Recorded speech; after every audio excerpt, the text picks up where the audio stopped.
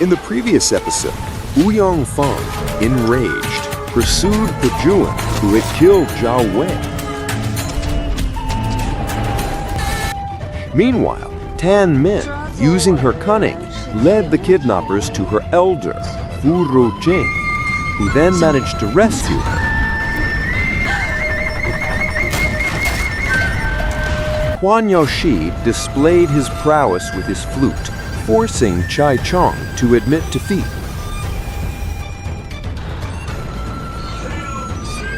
Ouyang Feng faced danger again when facing Taimu, but was saved by Fu Ro King, Tan Min, and Yu Tian.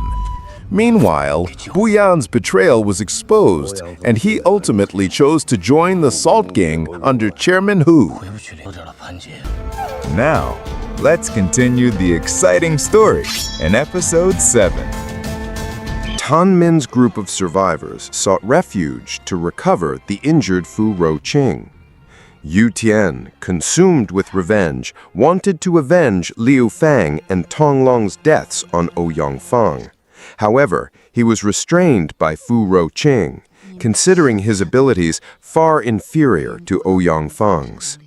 Tan Min asked Ouyang Feng where Liu Feng and Tong Long's graves were.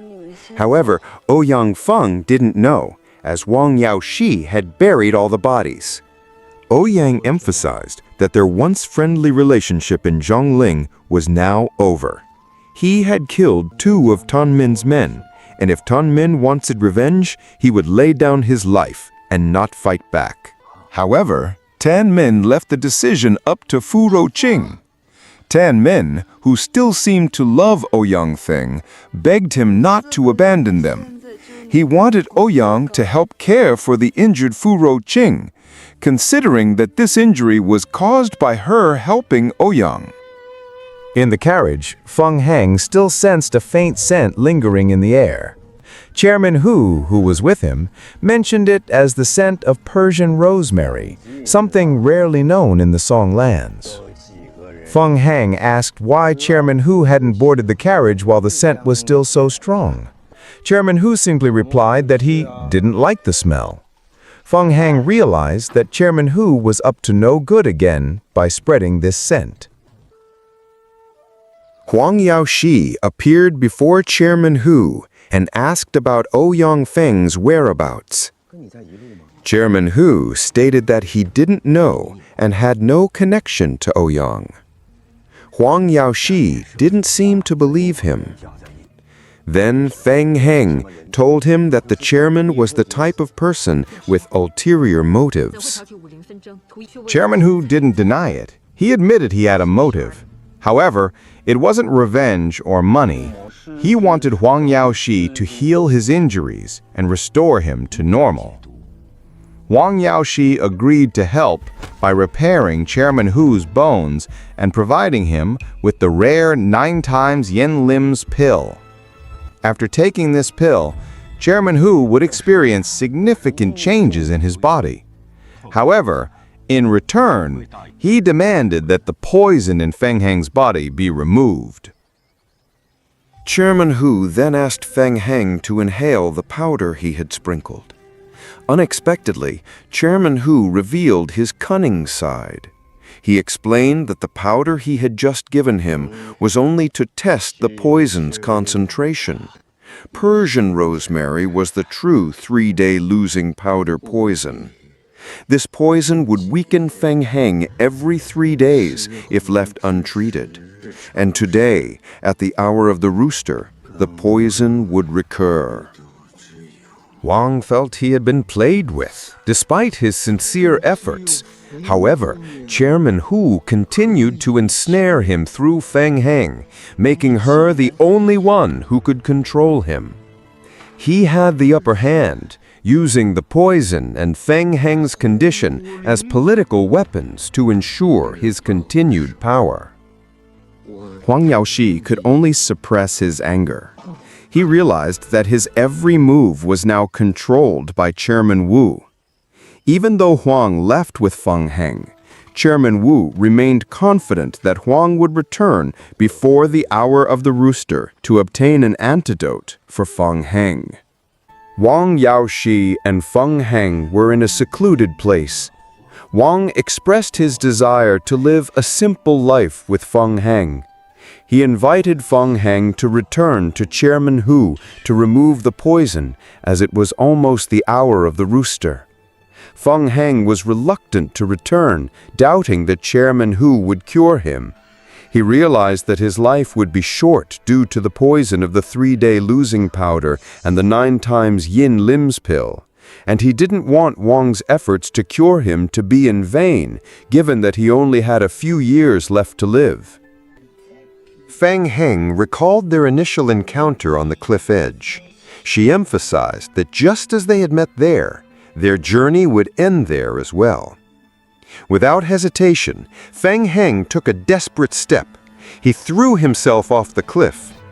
However, Huang Yaoshi didn't stand idly by.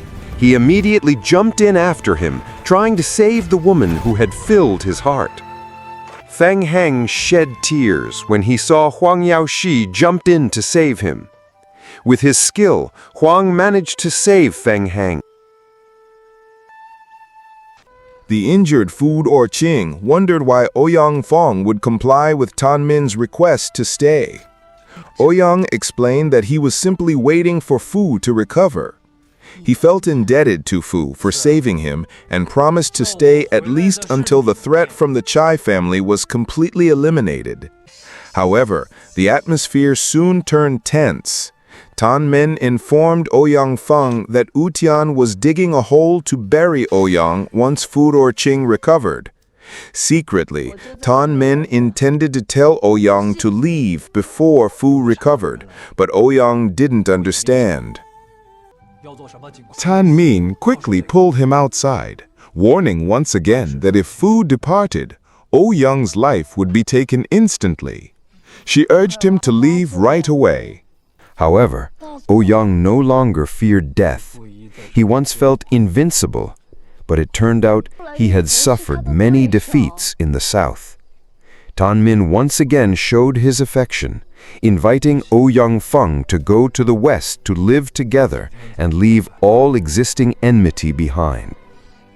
Tian couldn't take Tan Min's words for granted. He asserted that Ouyang had killed Lu Feng and Tang Long, 2 people he had been friends with for decades. Tan Min, annoyed that Ouyang Feng wouldn't listen to him, immediately threw Ouyang's bag into the grave. He was shocked to discover a painting of a woman in Ouyang Feng's bag. At that moment, Fu Roting appeared. Knowing of Tan Min's love for Ouyang Feng, she demanded that he take her to the western regions and never return to the Song territory. However, if he refused, she would kill him immediately. Annoyed, Ouyang attacked Fu Roqing. Ouyang was cornered, but surprisingly, Tan Min came to Ouyang's defense. Tan Min told him to flee immediately. Tian, annoyed by Tan Min's behavior, rebuked her for defending Ouyang Feng, whom she had only known for a short time. The fight continued. Tan Min was knocked out until she couldn't move, and Ouyang Feng was easily defeated by Fu Ruqing. Fu ordered Tian to bury Ouyang alive. Tian began burying Ouyang Feng while Tan Min could only cry. Fu, annoyed, continued to scold Tan Min. In the distance, the Chai family's entourage approached. Fu hurried to delay their arrival. Tan Min asked Tian to release her pressure, but Tian, reluctant to do so, claimed she didn't know how to undo Fu Roqing's pressure. Tian immediately went to help Fu Roqing upon knowing that Timu, whose skills were superior to Lin's, was in the Chai family's entourage. A fierce fight ensued.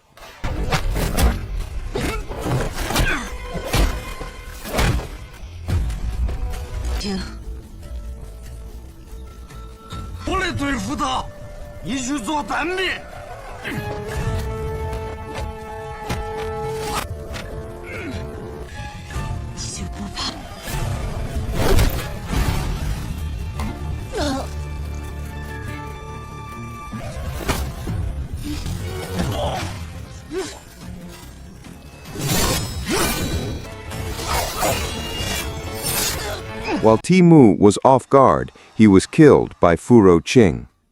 Yu Tian, who was no match for Qi King, was easily killed by Qi King. Qi King also killed Furo Qing, who was already seriously injured. Tan Men, still in distress, tried to pull Ouyang Feng out of the burial ground. She once again expressed her love for him. However, upon realizing the Chai family's entourage was approaching, she quickly covered Ouyang and fled into the forest. Qi Qing ordered his men to search for Tan Men. They saw Tan Men running towards the forest and immediately chased her.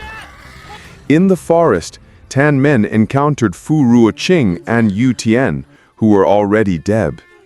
At that moment, the Chai family's entourage arrived and captured her. Meanwhile, Ouyang Feng struggled to free himself from the dug grave.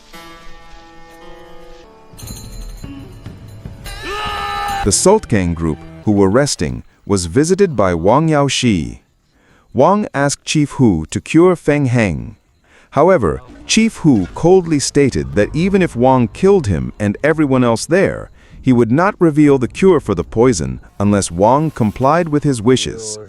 Chief Hu ordered Huang to go to Zhou, to Yunshui Manor, and eliminate the warriors from the Chai family and Zi Jin Hall.